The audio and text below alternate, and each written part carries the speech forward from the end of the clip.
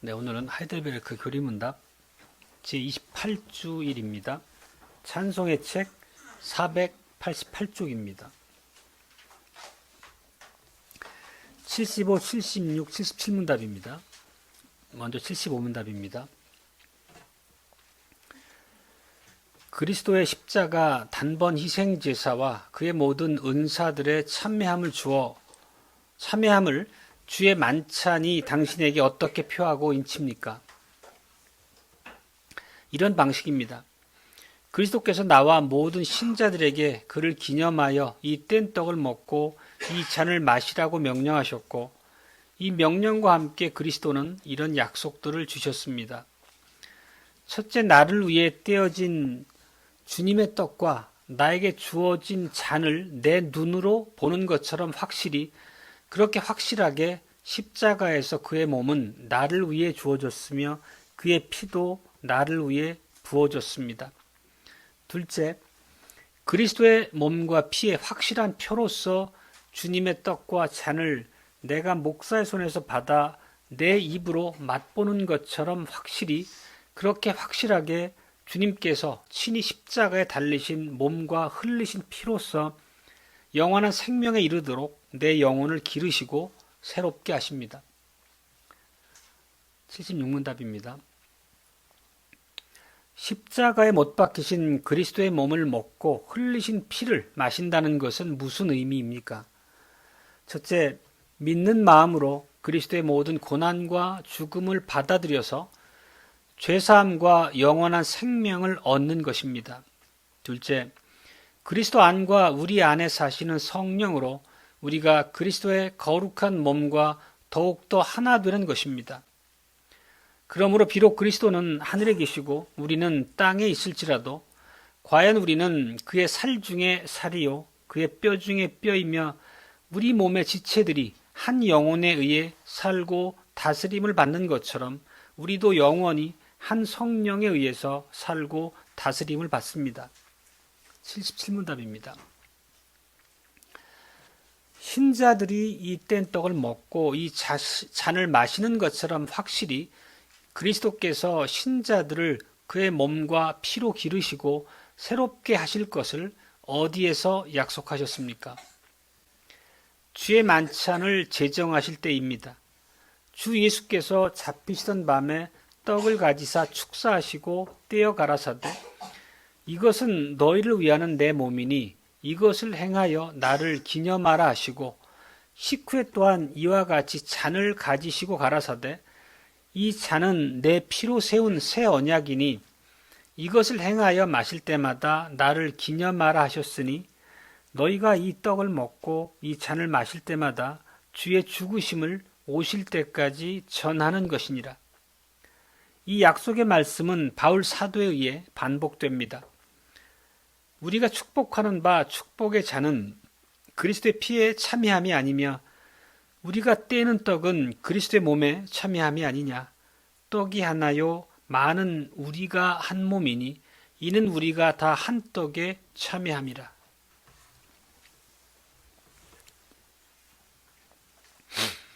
주 예수 그리스도의 사랑하는 형제자매 여러분, 우리는 분기마다 주님의 만찬을 거행하는 특권을 누리고 있습니다.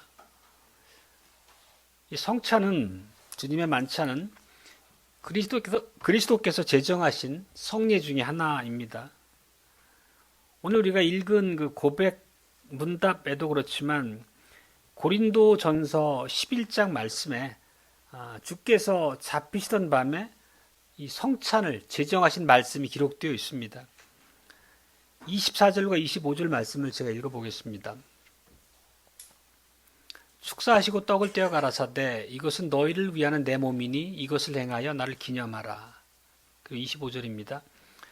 식후에 또한 이와 같이 잔을 가지시고 가라사대 이 잔은 내 피로 세운 새 언약이니 이것을 행하여 마실 때마다 나를 기념하라. 잘 아시는 것처럼 주님께서 이 만찬을 제정하신 의도가 있습니다. 그리고 이 만찬의 때를 우리가 기억해 보면 이 제정의 목적을 우리가 충분히 공감할 수 있겠습니다. 주님께서는 곧 아버지께로 돌아가시게 됩니다. 그러면 제자들은 이유는 더 이상 지금처럼 주님과 얼굴을 마주대어 식사할 수도 없고 주님의 음성도 듣지 못하는 상황이 될 것입니다. 그러나 주님께서는 그런 상황 가운데서도 제자들을 고아처럼 버려두지 않겠다 그렇게 말씀하셨죠. 제자들의 마음을 굳건하게 세워주기를 원하셨습니다. 물론 이렇게 만찬을 제정하신 의도는 당시 함께했던 제자들만을 위한 것은 아니죠. 오늘 우리를 위한 자비로우심이기도 합니다. 우리는 예수 그리스도를 우리 구주로 고백하지만 이 땅에 사는 동안 주님의 얼굴을 볼 수도 없고 실제로 우리가 주님의 음성을 들을 기회도 있지 않습니다. 그런 우리의 연약한 처지를 자비롭게 여겨주심으로써 이 성찬을 제정하셨다는 의미입니다. 우리의 부족한 믿음을 강화하고 또 우리가 주님을 더욱더 굳게 신뢰할 수 있도록 그렇게 보이는 말씀으로 성례를 제정해 주셨다 이렇게 우리가 배웠습니다. 우리는 흔히 이 식사를 최후의 만찬 이런 의미로 부르기도 하는데 엄밀히 말하면 주님께서 제자들과 나오는 마지막 식사가 성찬 제정의 그 식사, 그 자리는 아니었습니다. 어떤 의미에서 보면 제자들이 그리스도 없이 나눈 첫 번째 식사 같은 자리가 지금 이 자리라고 볼 수 있겠습니다. 실제 성경을 보면 주님께서 떡을 떼어서 제자들에게 나눠주셨지만 주님께서 직접 그 떡을 드셨다는 기록은 전혀 있지 않습니다. 또 그 의미가 더 확연한 게 식후에 잔을 주시면서 아버지의 나라에서 새롭게 마실 때까지는 마시지 않겠다 이렇게 말씀을 덧붙이셨습니다. 그 의미는 성찬을 통해서 제자들에게 나눠주신 이 식사는 제자들만을 위한 식사였다는 의미입니다. 엄밀히 말하면 예수님께서는 직접 드시는 그 식사 자리에 참여한 게 아니었다는 의미죠. 그럼에도 불구하고 이 식사 자리를 통해서 제자들에게 가르치시고자 하는 바가 뭐냐 하는 거에 우리가 오늘 기억해야 될 바겠죠. 이제 며칠이 지나면 하루죠. 그날 밤에 잡히시고 지나시면 이제 예수님은 제자들 곁을 떠나게 되십니다. 그렇지만 이 식사를 통해서 주님께서 주시고자 하는 교훈은 주님께서 우리 옆에 더 이상 계시지 않다라고 하는 그분의 부재를 선언하고 확인하는 자리로서가 아니라 오히려 그 반대로 성찬이라는 것은 그리스도께서 실상은 물리적으로는 멀리 떠나 계시지만 실제로는 우리와 가까이 연합해 계시다라고 하는 그분의 약속을 확신하는 그런 의미의 자리로서 우리에게 은혜 수단으로 주셨다는 것을 우리가 기억하고 있습니다. 우리가 성찬을 통해서 떡과 포도주를 이제 떼고 마신다는 것은 실제 그리스도의 몸을 물리적으로 먹는 건 당연히 아니죠. 우리가 배운 바처럼 성령의 사역을 통해서 우리가 믿음으로 참되고 실제적으로 그리스도와 교제를 나누는 의미가 성찬의 핵심이라고 우리가 배웠습니다. 거기에 담긴 성찬의 신비라고 하는 게 우리의 생각으로 충분히 이해할 수 없을 만큼 신비롭다는 것을 우리가 참 많은 시간 대화 중에서도 나눴던 바입니다. 그럼에도 불구하고 오늘 우리 28주 고백의 내용에서 보는 것처럼 이 성찬을 통한 식사의 목적은 너무도 분명합니다. 고백의 내용을 간단히 요약해서 보면 우리를 위해 그리스도의 몸이 찢기셨다는 것을 기억하게 하는 목적도 있고 또 그리스도께서 우리를 위해 피를 흘리셨다는 것도 기억하는 목적이 있습니다.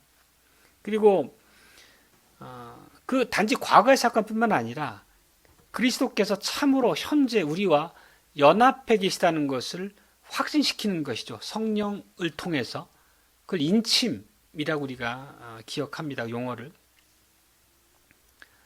그리고 이제 궁극적으로는 장차 어린 양의 혼인잔치를 통해서 완성될 영광의 때를 우리 마음에 고대하게 하는 거죠.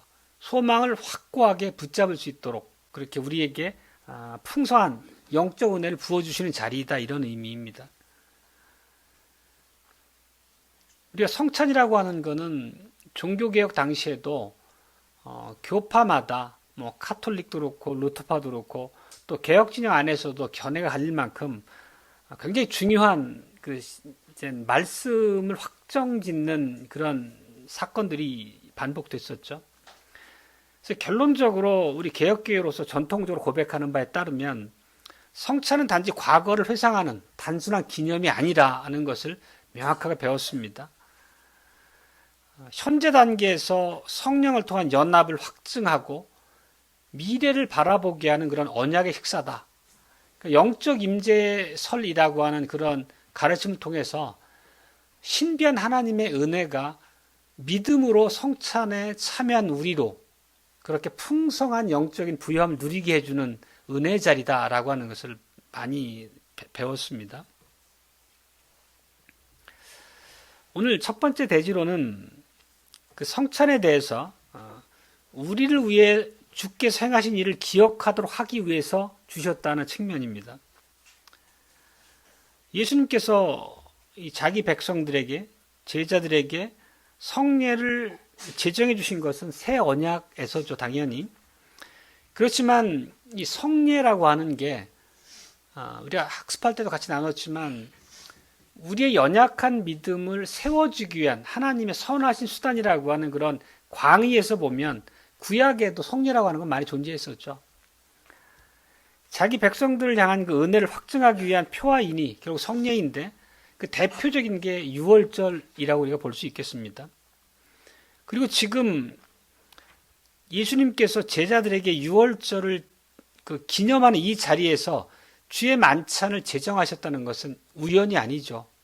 우리가 이 말씀을 나눈 바 있지만 예수님께서 유월절의 완성이자 성취이시기 때문에 당연히 예수님의 그 계획된 의도대로 유월절 만찬 자리에서 유월절을 대체하게 될 성찬을 제정해 주신 것입니다.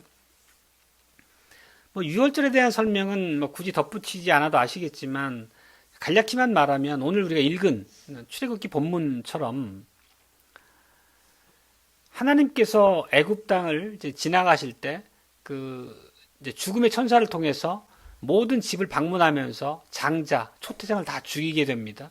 그렇지만 어린 양의 피가 그 하나님께서 명하신 대로 문설주와 인방에 발린 집들은 그냥 지나가셨죠. 그래서 넘어가셨다는 의미가 유월절이죠. 영어로 패스오버라고 하는.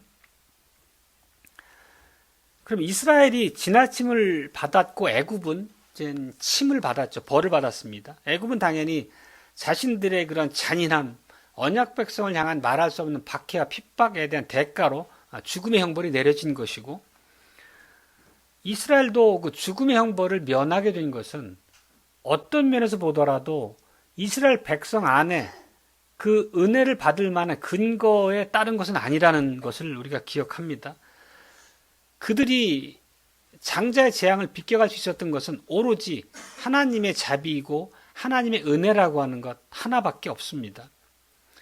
그들이 문에 피를 바르는 방식을 통해서 그런 은혜를 입게 된 것은 그 어린 양의 피, 도살당한 그 희생양의 피가 장차 오실 예수 그리스도를 예표하는 그런 믿음의 표식으로서 그들한테 남겨준 거죠. 이렇게 이스라엘 백성이 그 장자 재앙에서 살아난 이유는 그 어느 한 점도 그들에게서 그 이유, 근거를 찾을 수는 없습니다. 유일한 근거는 그들을 위해 대신해서 죽을 분이 계셨다라고 하는 그 하나가 그들이 은혜를 입은 유일한 근거입니다. 이게 바로 복음의 원리잖아요. 유월절은 대속의 원리를 선명하게 그들에게 보여주는 그런 은혜 수단으로서 그들 앞에 두신 겁니다. 당연히 오늘날까지도 우리의 모든 구속, 구원은 하나님께서 친히 마련해 주신 대속의 피에 의지한다는 것입니다. 근데 오늘 그 유월절 그 본문의 내용을 보면 그냥 피를 문설주 인방에 바르는 것뿐만 아니라 어린 양을 먹으라는 명령도 덧붙여 주셨습니다. 이 고기를 먹는다는 것은 특별한 상황입니다. 당시에 고기라는 것은 날마다 일상적으로 먹는 음식이 아니었습니다. 특별한 경우에 먹도록 하셨는데 종종 절기의 날들과 연결해서 고기를 먹는 이제 그런 축제 자리가 마련됐습니다. 그리고 당연히 애굽을 떠나던 그 구원의 밤, 유월절 밤에 어린 양을 불에 구워 먹게 한 것은 단순한 식사로서의 의미가 아니라 그들에게 이 구속에 참여하도록 하는 하나의 형식이었던 거죠. 그들이 그날 저녁의 모든 장면들, 먹는 방식을 통해 가지고 출애굽이라고 하는 놀라운 하나님의 자비를 직접 경험하는 그 구원을 경험하고 기억하는 온몸으로 기억하게 하는 방식으로 주신 것이 유월절 저녁 식사의 의미라는 것입니다. 그리고 유월절은 그날 하루로 끝난 것이 아니라 이스라엘에게 반복해서 지키도록 명하신 바가 있습니다. 출애굽기 12장 14절입니다. 너희는 이날을 기념하여 여호와의 절기를 삼아 영원한 규례로 대대 지킬지니라.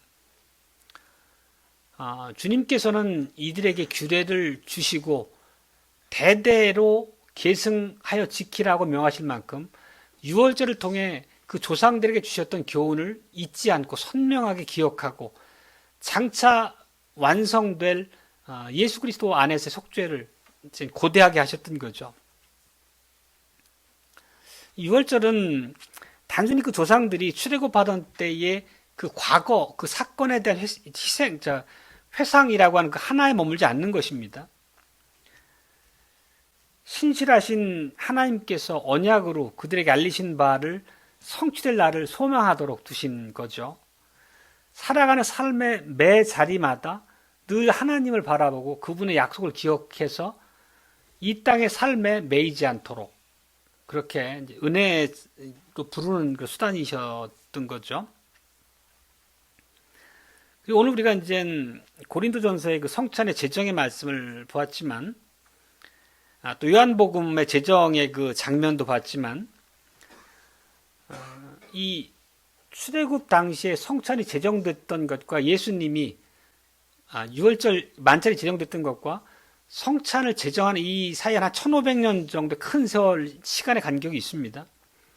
예수님께서 지금 제자들과 유월절을 기념하는 자리에 계셨는데 제자들도 똑같이 유월절 어린 양을 먹으면서 과거 그 구속의 사건을 기억하게 했습니다.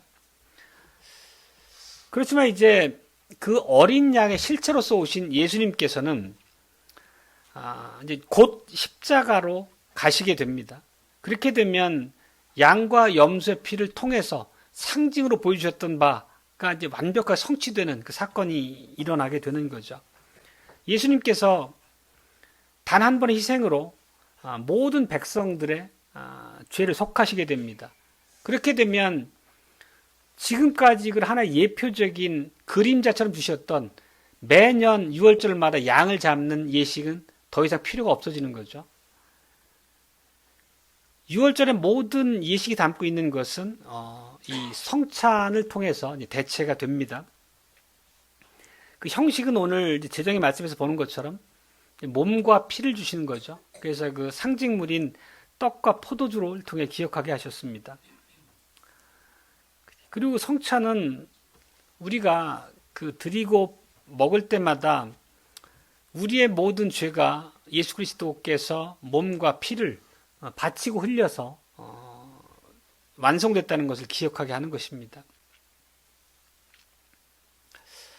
근데 우리가 이 떡이라는 걸 한번 생각해 보면 그 떡이라고 하는 것은 생명의 기본적인 음식이죠. 우리가 밥을 먹는 것처럼. 떡은 이제 영어로는 브레드, 이제 그네들은 빵이니까. 실제 예수님께서 우리 하나님께서 광야에서 이스라엘 백성들을 먹이신 것도 만나인데, 만나도 말하자면 전분 같은 그런 걸 우리가 보통 이해하잖아요. 자기 손으로 수확하지 않았지만 40년 동안을 만나를 통해 그들을 이제 먹이셨습니다. 그리고 가나안 땅에 들어가서는 직접 농사를 지은 밀과 보리로 만든 떡을 그들의 주식으로 먹었습니다.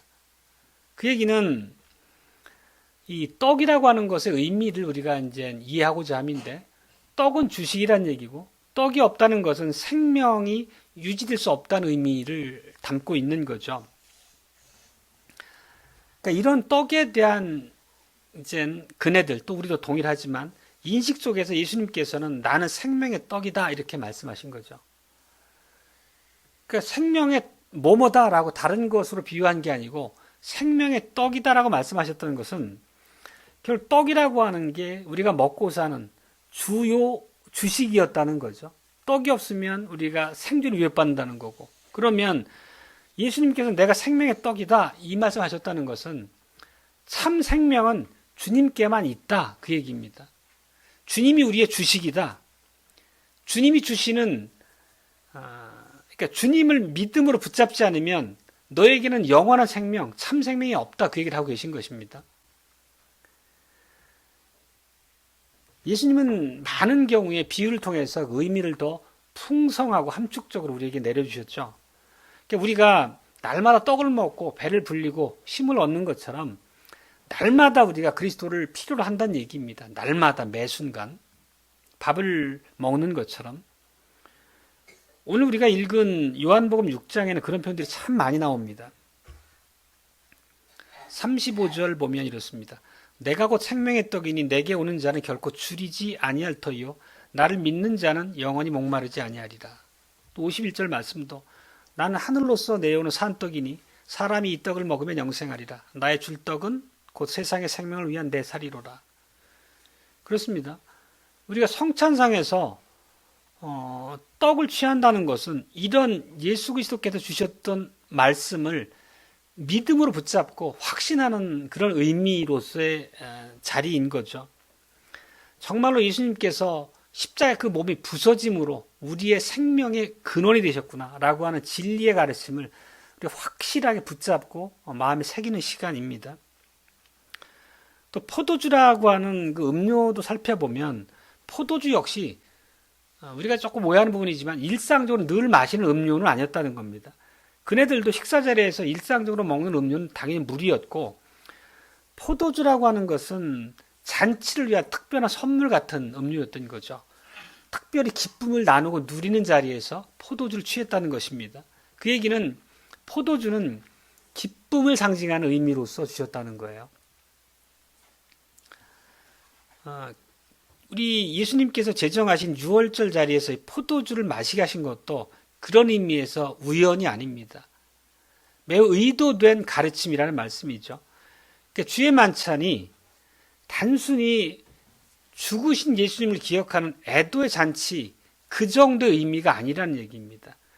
구속을 기념하고 우리의 구원을 기뻐하는 언약의 잔치이고 기쁨의 음료로서의 포도를 주셨다는 의미도 같이 담고 있다는 얘기입니다.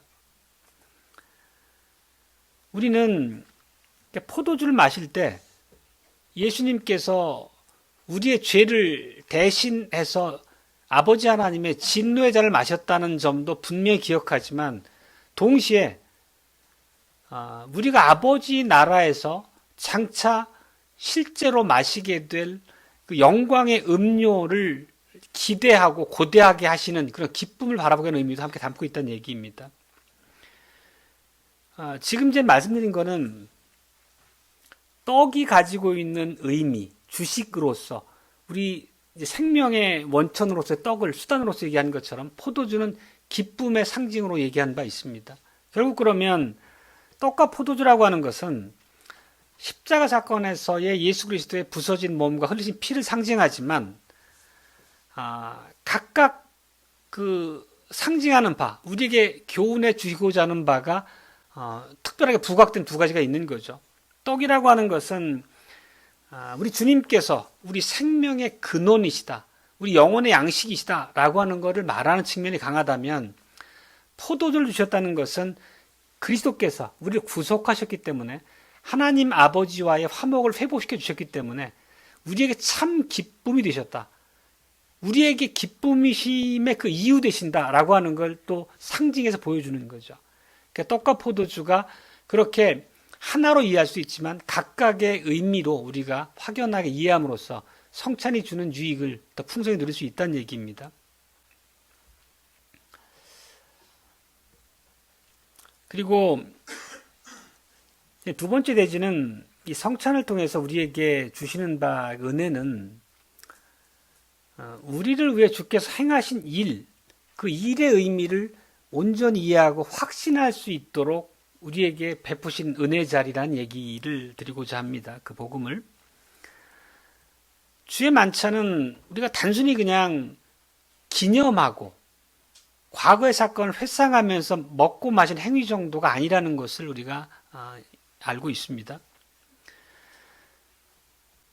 그 주님의 만찬은 근본적으로 예수님께서 무슨 일을 행하셨는지, 그리고 지금 현재 우리와 더불어 어떤 일을 행하고 계신지 등등 예수님의 행하시는 바를 우리가 기억하고 마음에 새기는 자리이기도 합니다.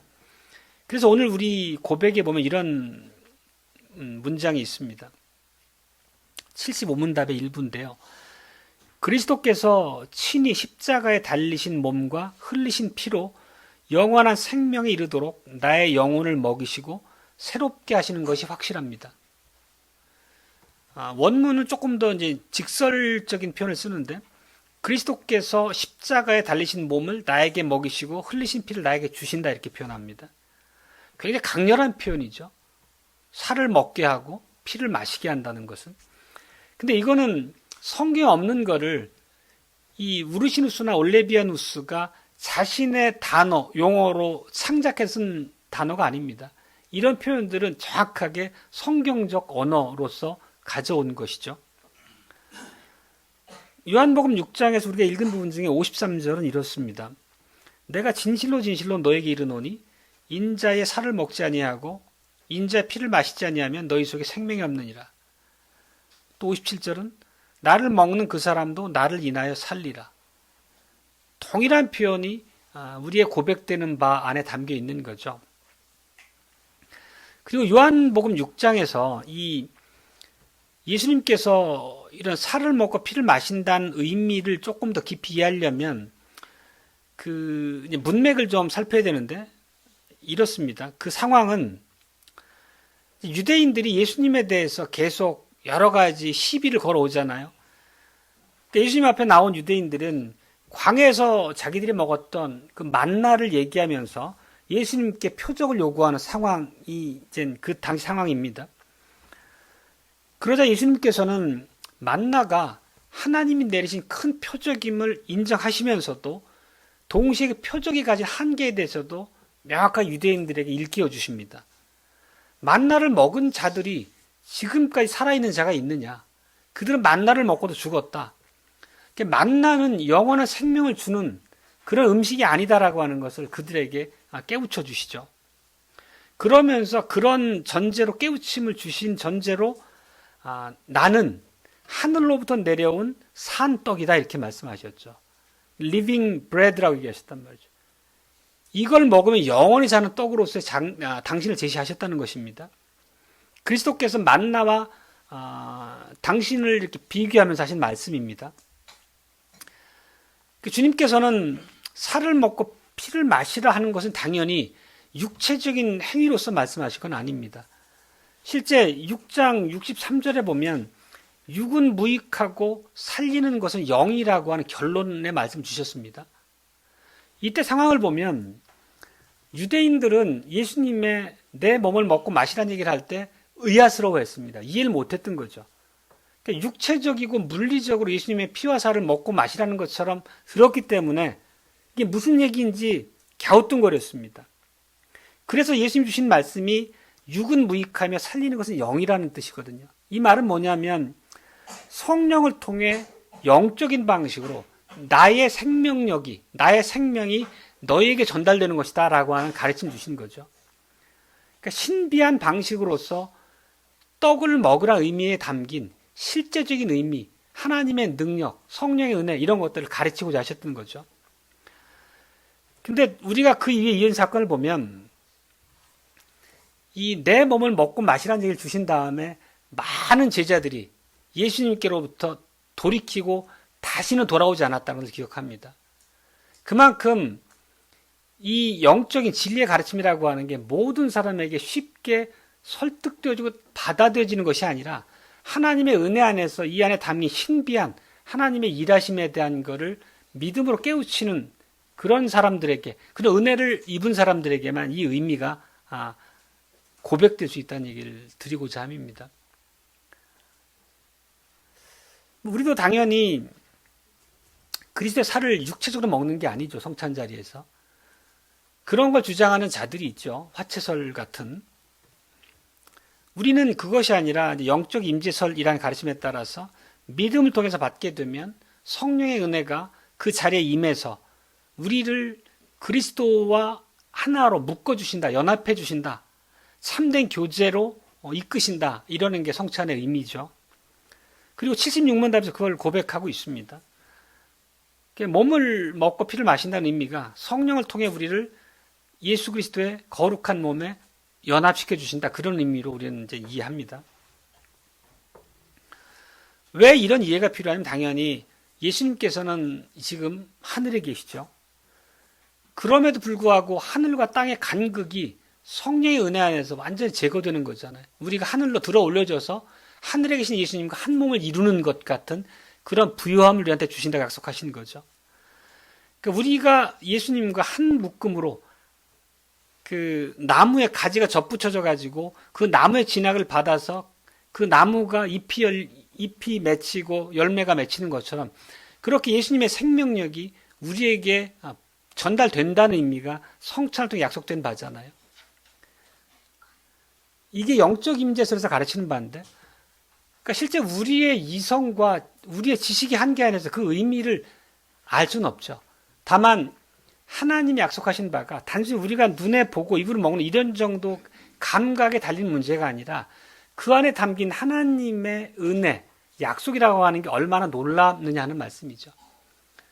우리가 곤고한 땅, 많은 시험거리, 미혹거리를 접하며 살아가지만 주님의 만찬을 통해서 하나님께서 약속하신 것처럼 예수님의 생명이 우리 안에 주입되고 전달되면은 우리가 모든 시험의 때마다 믿음으로 이길 수 있는 우리의 믿음의 능력이 우리에게 실제가 된다는 거죠.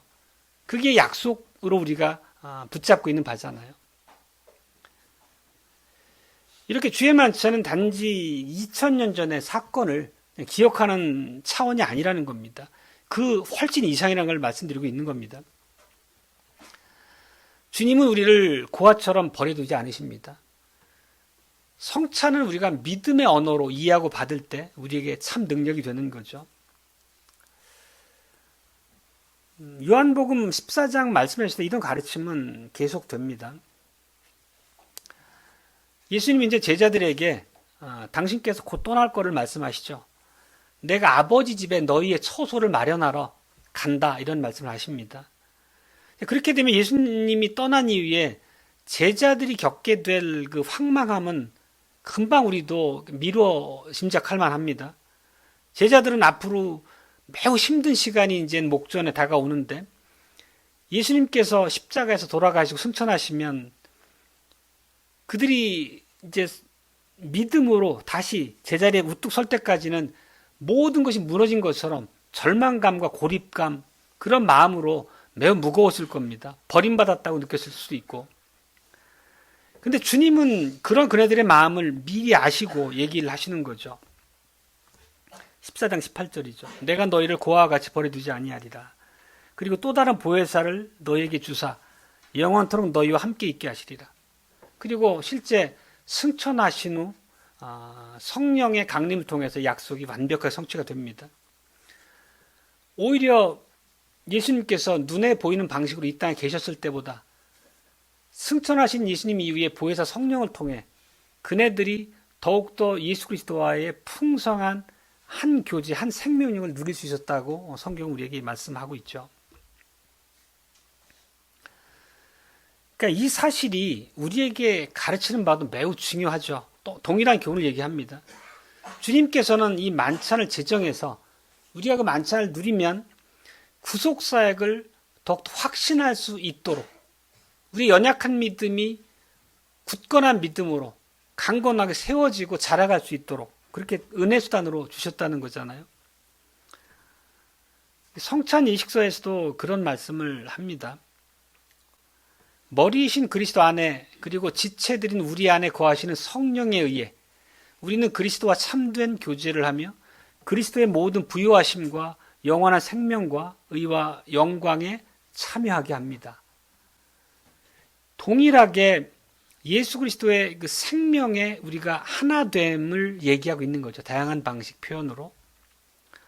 이렇게 주의 만찬은 그리스도와의 친밀한 교제를 그분의 생명으로 우리가 하나로 묶이고 연합되는 그런 식탁의 자리죠. 76문답에 보면 이런 표현이 있습니다. 비록 그리스도께서는 하늘에 계시고 우리는 땅에 있을지라도 여전히 우리는 그리스도의 살 중에 살이요 뼈 중에 뼈라는 것을 기억하고 확신케 하는 게 바로 주님의 만찬을 통해서 우리가 얻는 유익이라는 것이죠. 실제 우리가 믿음으로 누려야 할 바를 우리가 말씀하는 거죠. 성경에 있는 말씀을 고백서에 그대로 옮겨놓은 내용들이잖아요. 이 땅에서 우리가 살아가는 삶의 과정은 참으로 치열하죠.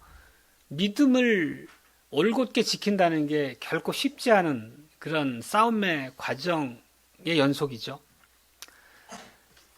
우리가 성찬상에서 누리는 주님의 은혜의 약속들을 굳건히 붙잡고 성령의 은혜 안에 사로잡힐 때 우리가 이 곤고한 세상 가운데서 믿음의 길을 굳건하게 이탈하지 않고 갈 수 있다는 것을 약속하시는 거죠. 그런 의미에서 성찬, 성례를 표와 인이라고 하는 거죠. 표는 약속을 확연하게 우리의 연약함 가운데 각인시켜 주시는 의미도 있고, 인이라고 하는 것은 도장, 말하자면 우리의 확신을 더 굳건하게 만들어주는 그런 보증 같은 의미였었죠. 세 번째 대지는 성찬을 통해서 주님께서는 우리를 위해 행하실 일, 앞으로 있게 될 미래의 일을 준비할 수 있게 해주신다는 의미입니다. 우리가 지금까지 이제 과거의 사건도 봤고 현재로서 우리를 어떻게 믿음의 자리에 세워주시는지에 대한 의미도 받고, 이제 또 미래를 바라보는 역할도, 바라보게 하는 역할도 성찬에 있다는 의미입니다. 앞에서 드렸던 말 잠깐 정리해 보면, 과거를 본다는 것은 십자가에서 단번에 드려진 예수 그리스도의 구속의 사역, 몸과 피의 희생을 기억하는 의미로서의 과거라면, 그 다음에 현재라고 하는 건 뭐였습니까? 우리의 이 현재의 삶의 이 순간에 성령의 은혜 안에서 우리가 예수님께 연합돼서 그분의 생명력으로 우리가 믿음의 이 길을 뚫고 갈 수 있다는 이제 그런 확신 같은 것들을 현재적 관점으로 이해했습니다. 뿐만 아니라 우리는 이 성찬을 통해서 다시 오실 영광의 왕을 고대할 수 있는 소망을 굳게 마음에 새기는 의미도 함께 담고 있다는 것입니다. 우리가 주님 앞에 서게 될 그 영광의 시간을 참으로 기쁜 마음으로 소망하고 고대할 수 있게 하는 거죠. 그런 의미에서 성찬이라고 하는 것은 거룩한 훈련의 의미도 담고 있는 거죠. 주님께서는 당신께서 오실 때까지, 즉 재림의 때까지, 어린 양의 혼인잔치 때까지 끊임없이 성찬을 통해서 기념하라고 말씀하셨습니다. 고린도전서 11장 26절 말씀인데 이런 거죠. 너희가 이 떡을 먹으며 이 잔을 마실 때마다 주의 죽으심을 오실 때까지 전하는 것이니라. 우리 너무도 잘 아는 말씀이죠. 왜냐하면 성찬 제정의 말씀으로 매번 성찬 때마다 선포되는 말씀입니다. 여기서 보면 주의 죽으심을 오실 때까지 전하는 것이니라 이렇게 얘기합니다. 전한다는 의미가 뭔가요? 전한다. 이건 우리가 이제 성찬에 참여함으로써, 즉 떡과 잔에 참여함으로써 그리스도의 죽으심이 우리 구원의 유일한 기초가 된다. 오로지 그것에 의해서 우리의 구원이 임한다라고 하는 것을 선언하고 고백하는 의미가 있습니다. 그렇지만 그것으로서 끝이 아니라, 즉 죽음의 그 의미 자체뿐만 아니라 앞을 바라보게 하는 거죠. 성찬의 자리에서는. 주님께서 주신 말씀 안에 그것을 함축하고 있습니다. 누가복음 22장 16절은 이런 말씀으로 우리에게 주셨습니다.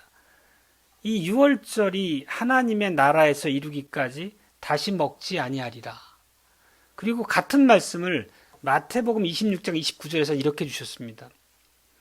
내 아버지의 나라에서 새 것으로 너희와 함께 마시는 날까지 마시지 아니하리라 하시니라. 이걸 조금만 바꿔 이해하면, 너희와 함께 마시는 날까지 마시지 아니하리라는 의미는 바로 그날에 너희와 함께 마시리라 이 말씀입니다. 예수님께서 우리와 함께 얼굴을 마주대하고 잔치상을 함께 누린다는 말씀을 하고 계신 거죠. 이 말씀의 의미는 우리가 주님의 만찬의 자리에서 예수님께서 장차 오셔서 그 영화로움의 이제 그게 완성의 날이죠. 그 어린 양의 혼인잔치, 완성될 아버지의 나라에서 우리가 예수 그리스도와 더불어서 얼굴을 마주대하고 잔을 나누는 그걸 고대하게 하는 의미를 담고 있는 거죠. 그만큼 주님의 만찬에서 주신 그 약속의 내용들이 매우 부요하고 풍성하다는 말씀을 드립니다. 그리고 그 잔치에서 우리가 누리게 될 예수님의 재림과 더불어 누리게 될 영원한 생명이라고 하는 것은 지금도 영원한 생명을 우리가 누리고 있지만 그 순간에는 죄의 모든 영향으로부터 완벽하게 제거된, 죄가 더 이상 우리를 일도 괴롭거나 우리를 흔들지 못하는 그 완벽한 죄에 제거된 그런 상황에서 고통과 눈물도 사라지고 완벽한 기쁨과 믿음으로써 대면한 그런 잔치를 우리가 소망하고 고대한다는 의미입니다. 우리가 지금은 이런 약속의 말씀들을 믿음으로 누리는 거잖아요. 그 얘기는 뭐냐면 믿음으로 누리는 이 순간과 실제로서 예수님과 얼굴을 마주대하고 잔치상에서 즐거움을 누리는 것과는 그 질적인 차이가 확연하겠죠. 그러니까 지금은 믿음으로 누리지만 장차 우리가 누리게 될 그 기쁨과 영광의 순간을 그렇게 묘사하는 거예요, 성경이. 그걸 이렇게 표현했습니다. 고린도전서 2장 9절은 눈으로 보지도 못하고 귀로 듣지도 못하고 사람의 마음으로 생각지도 못한 완전한 복, 영원한 하나님을 찬양하는 복을 누릴 때다 이렇게 얘기를 하는 거죠. 이 말의 의미를 우리가 곰씹어 보면 참으로 큰 힘이 됨을 알 수 있습니다. 말씀을 맺겠습니다. 이제 이달 말이면 우리가 주님의 만찬을 거행하게 됩니다. 주님의 만찬을 여러분은 어떻게 맞이하시겠습니까? 어떻게 준비하시겠습니까? 십자가에 못 박히신 그리스도께 우리의 시선을 고정해야 되겠습니다. 성찬을 주신 목적은 우리의 믿음을 연약한 믿음을 굳건하게 하시고 강화하기 위한 선물이라고 우리가 이해하고 있잖아요. 그리고 그 의미를 우리가 마음에 새기면서 그날을 기다려 되겠습니다. 그리스도께서 행하신 바를 우리가 기억하고 기념하는 것, 더 나아가서 매 순간 성령의 은혜 안에서 그리스도의 생명력에 연합된 그런 확신하에 우리의 삶의 매 순간을 이제 살아간다는 것, 그리고 예수님께서 다시 오실 그날을 간절히 고대하는 마음으로 성찬을 준비하고 참여하게 된다면 우리의 믿음, 사랑, 소망, 참으로 하나님의 자녀된 그런 성령의 열매들이 우리 안에 풍성하게 나타나게 될 것입니다. 이렇게 부유한 은혜의 방식을 통해 우리를 보살피시는 하나님께 감사와 찬송을 드립시다. 네, 아멘.